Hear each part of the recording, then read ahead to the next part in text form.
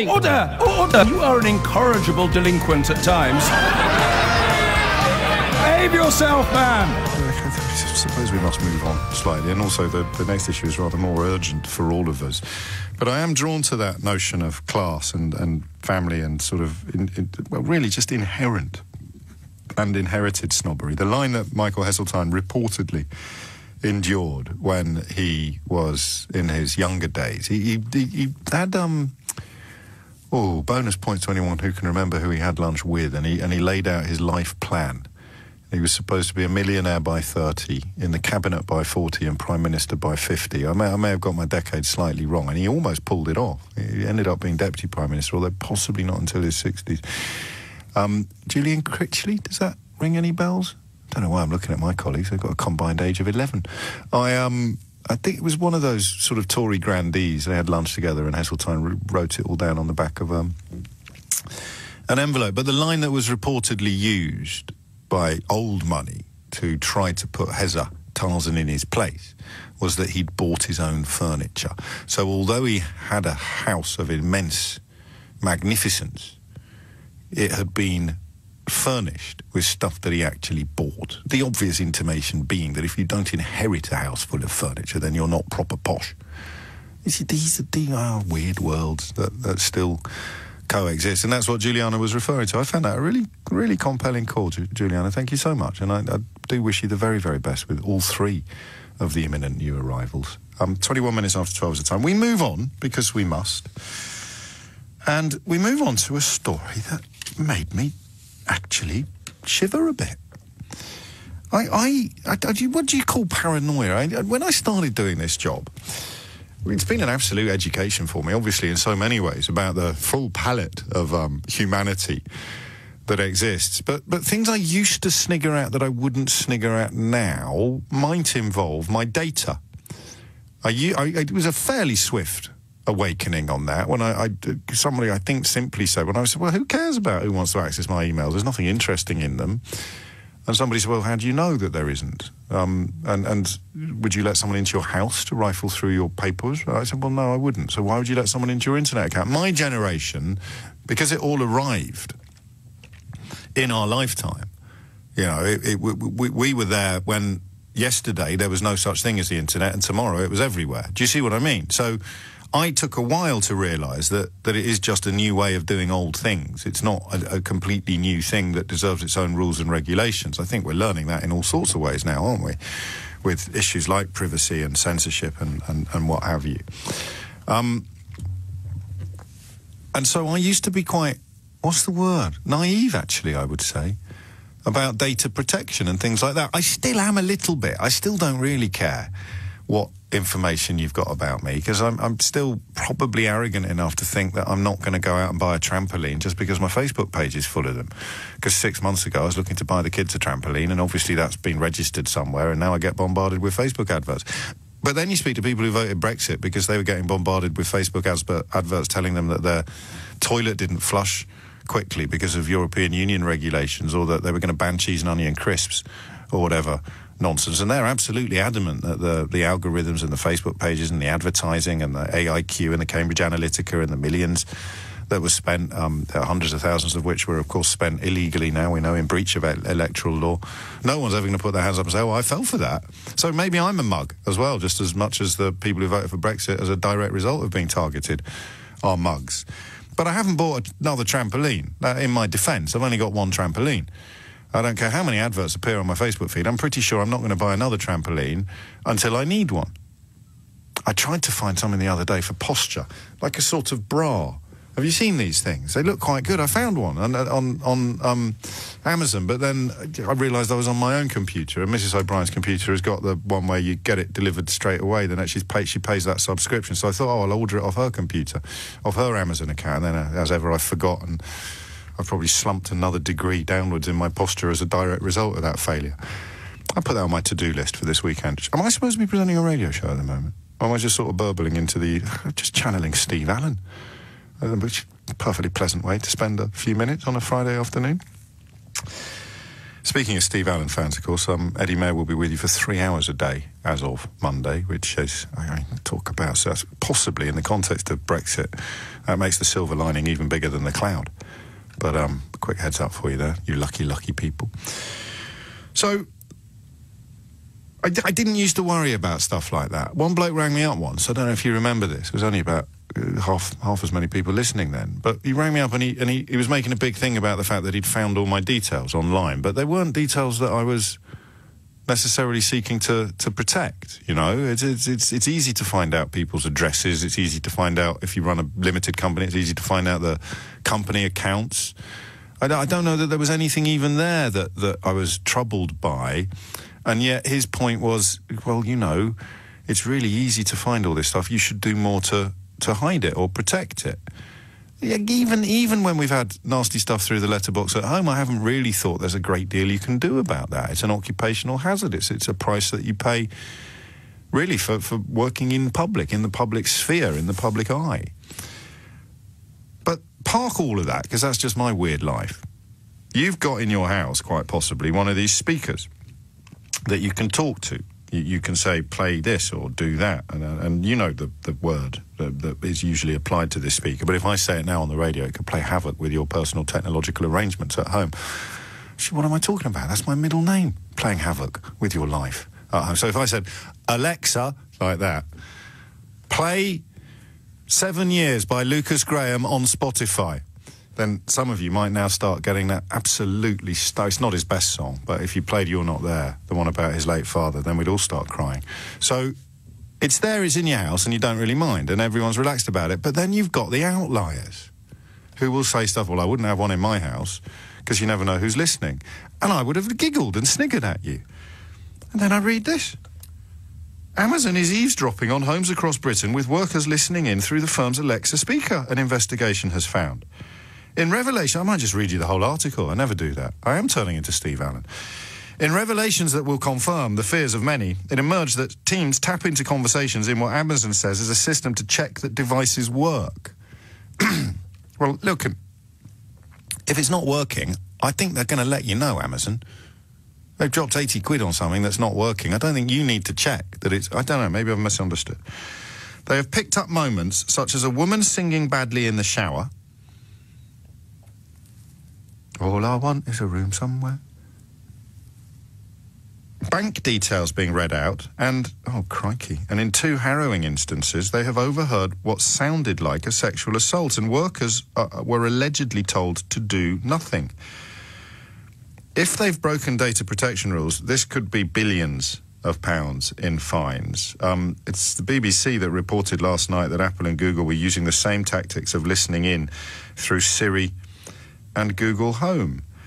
So, who knows more about this than the rest of us? Because I've got a couple of these things at home, and I'm a bit scared now. We never really do anything in the house that could be construed as, well,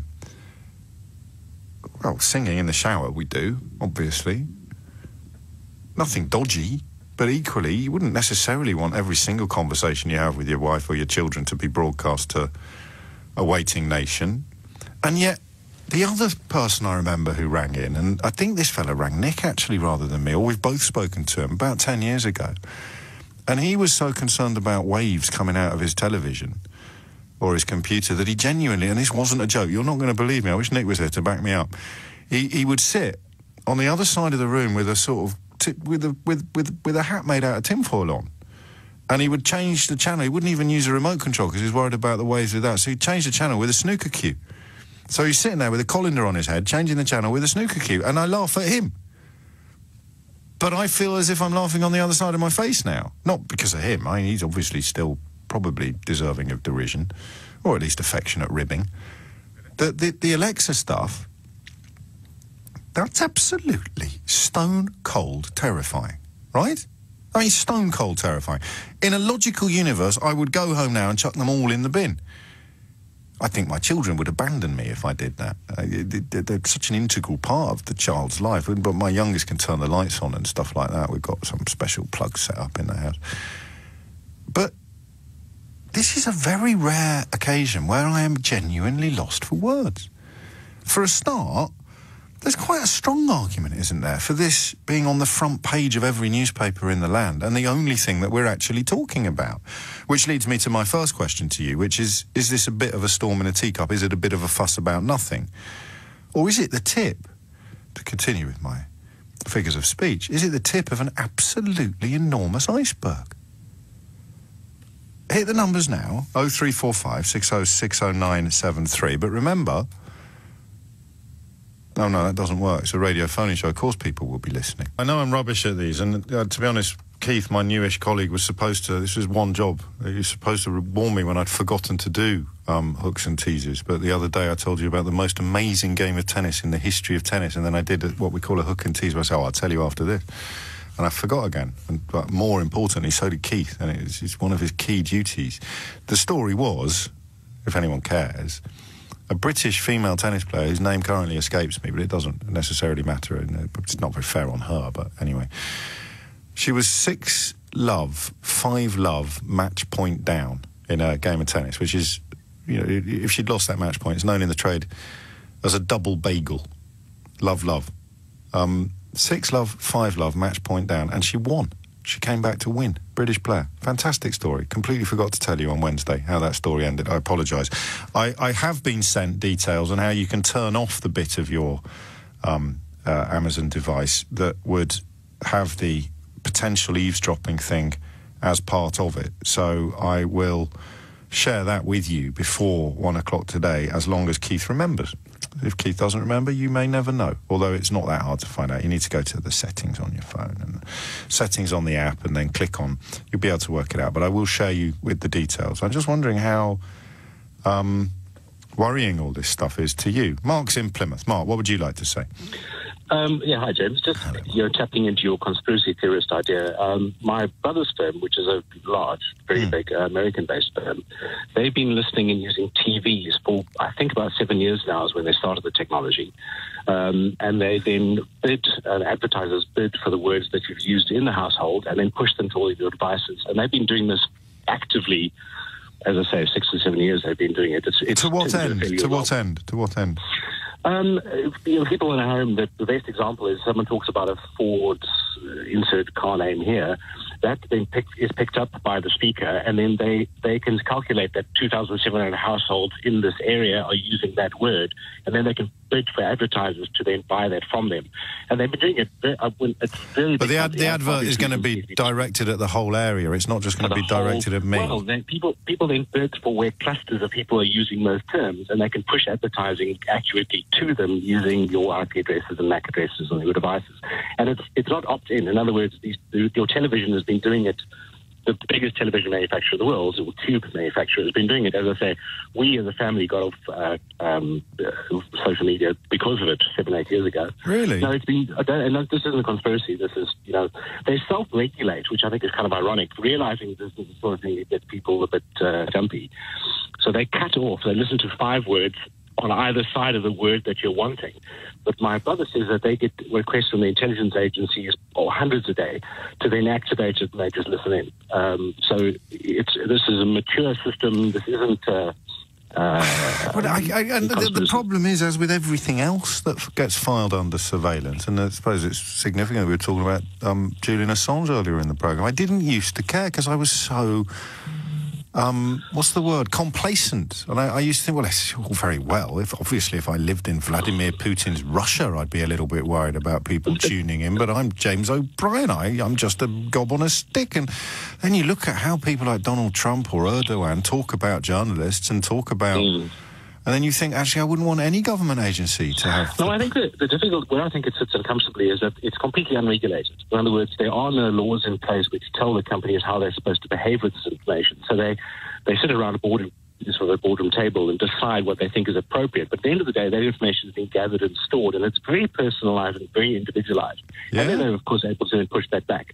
I mean, people, for the last 7 or 8... Well, I don't know what your experience has been, but how many times people are saying, like, I haven't Googled for something, I've only just spoken about it, and I'm getting these adverts now. Well, are we sure that's true? I know he's your brother and everything, but really? Absolutely 100%.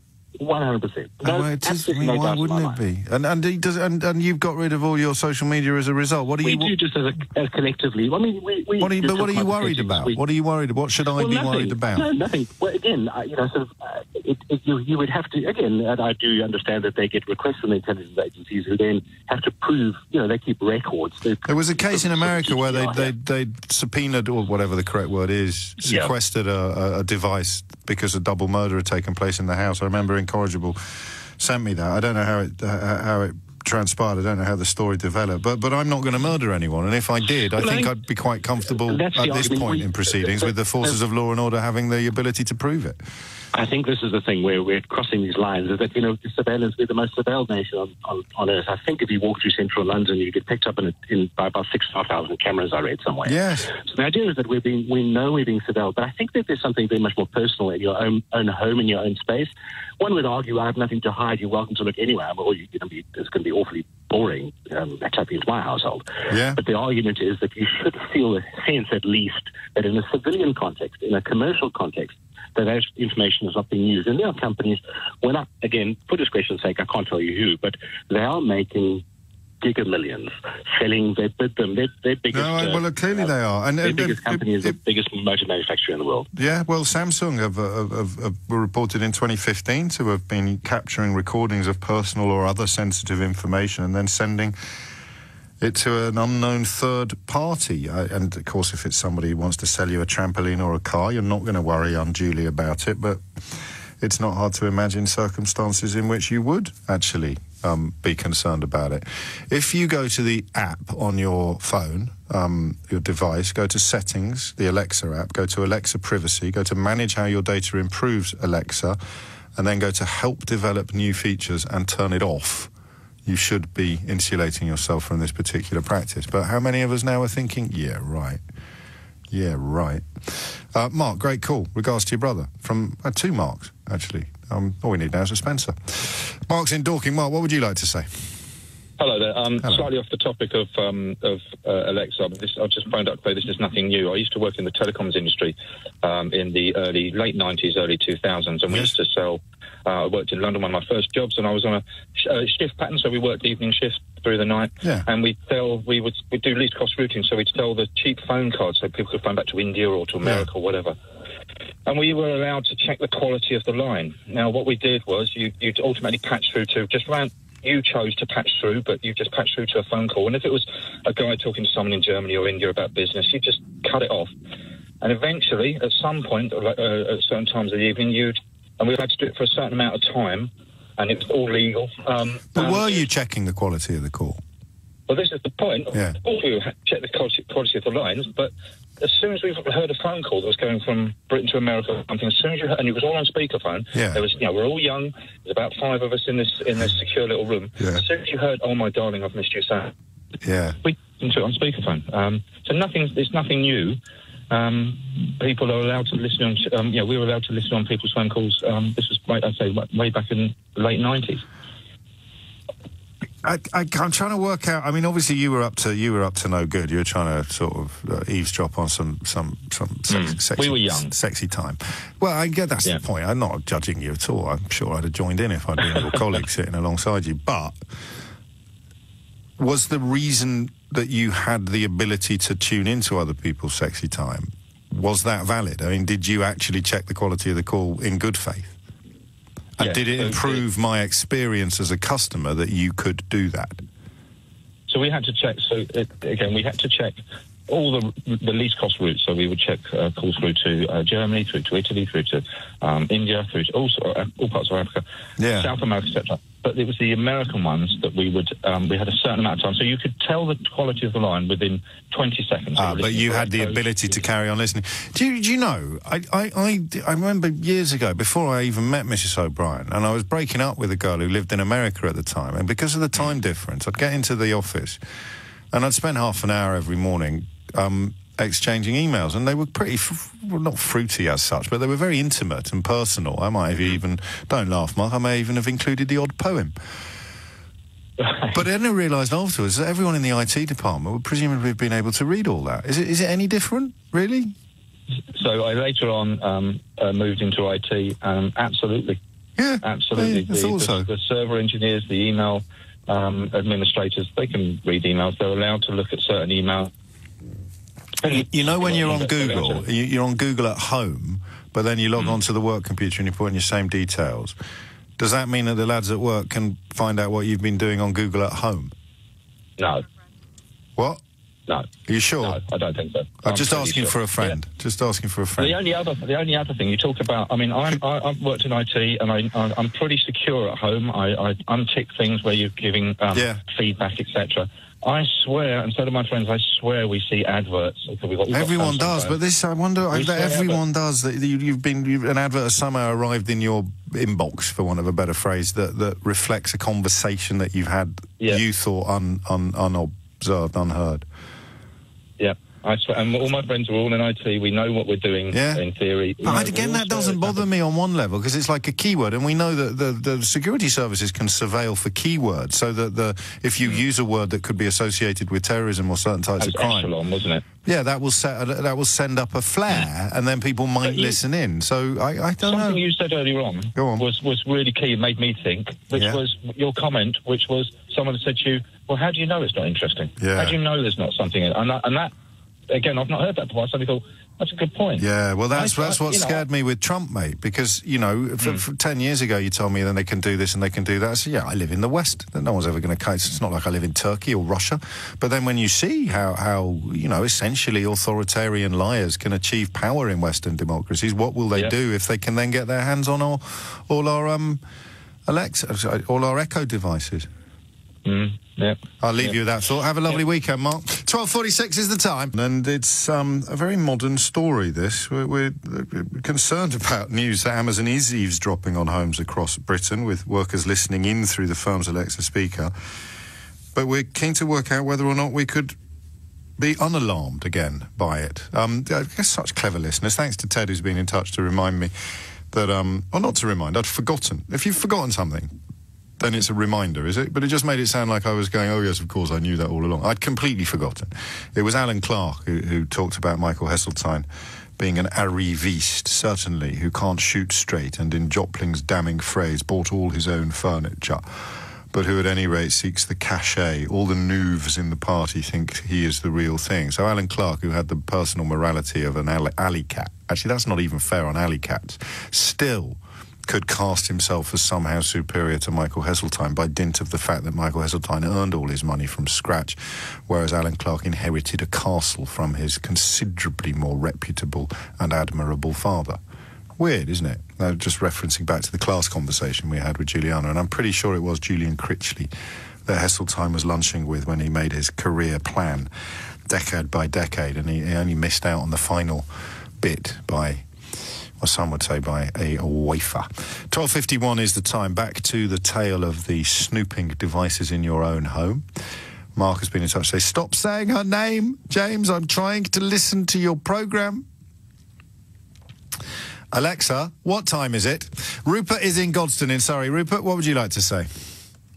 Hi, James. Hello, Rupert. So, you were mentioning about the Amazon listening to people deliberately, and we know that now because of this report. Yes. So I've been going out with my girlfriend for over a year now. We were having a sort of light-hearted conversation about marriage and wedding rings and sort of family, if there are any left in the family, just to look at. Lovely. And a week later, I'm starting to notice targeted adverts to me on a very popular social media Facebook app. Yes. No. Twitter. No, a photo-based one. Snapchat, Instagram. Yeah. What happened then? Why is it pinging? Well, my phone? Yeah. Didn't just happen now, did it? Didn't just happen this minute. No. Oh, what a shame. Oh, no, it didn't. It happened for the last couple of weeks. How do you know it's not your girlfriend who has somehow put stuff in your Instagram feed linked to engagement rings? She doesn't have access to my phone. Ha, ha, ha, ha, ha. One would think, right?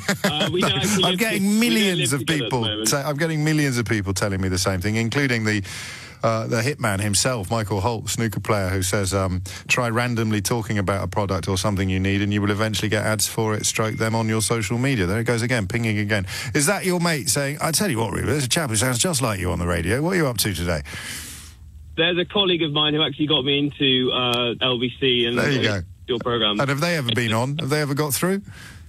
I don't know. I don't know if she has actually. All right. Well, it looks like it's a win. It's a win for Rupert. Thank you, and you know, good luck. Big fan of marriage. Thank you very much, James. Good on your show. Very welcome. 12:53 is the time. Nice young man. Phones definitely listen to your comment. Do they? Can anyone prove that? I mean, I know we're getting all the anecdotal stuff. How would you test it? All I get is stuff that I've looked for online because everything's linked up. So I never get stuff that I've only had a conversation about. I could try it tonight, really. What would be a good thing? What is not going to pop up on my... I could talk about a medical condition that I don't have, couldn't I? Like hemorrhoids. If I started talking about but then again, I usually do this at bedtime and I'm giving the girls a story. I can't start talking about hemorrhoids in the hope that their Echo device will pick it up and somehow send me adverts for hemorrhoid cream. We need to do a bit of work on this one, lads. Andrew is in Peterborough. Andrew, what would you like to say? Hi there. I just want to say that I think there's a little bit of paranoia going on about this. And fact is, I think we've all experienced the situation where you say to your device, whatever it may be called, you give it a question, and it says, sorry, I don't know what you mean, or I do not recognise that.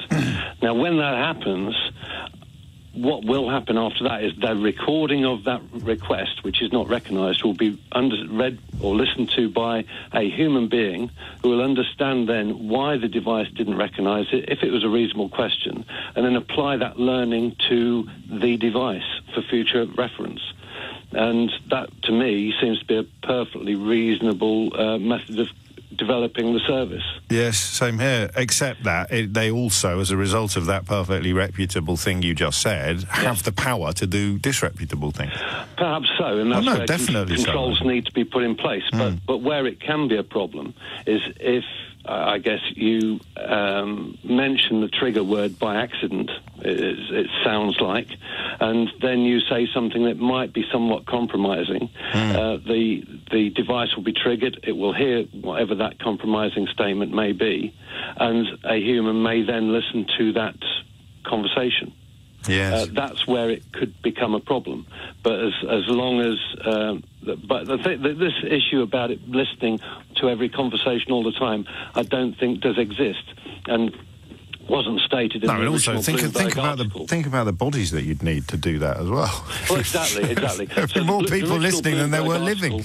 The original Bloomberg article did actually say it was only when the trigger word was mentioned, it then listens to what you say, and they've obviously got to improve the service. Otherwise, if that they didn't provide this function, it wouldn't improve. I like it. No, you make some excellent points, and I lean towards your kind of don't panic school of thought, but then you do worry what this kind of technology could do if it was to be deployed by nefarious or corrupt individuals, particularly politicians. And we've seen in the last few years that corrupt politicians can enjoy enormous success in free liberal democracies. That's been the big surprise for snowflakes like me.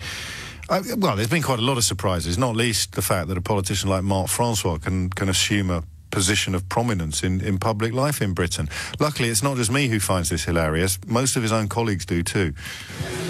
Mr. Speaker, the Prime Minister's first extension was based on the fact that we would ratify the withdrawal agreement, and in what was effectively MV3, we turned it down again. And now she's been given another extension longer than she asked for, yet again on the basis that we will somehow ratify the withdrawal agreement. Perseverance is a virtue, but sheer obstinacy is not. So, Prime Minister...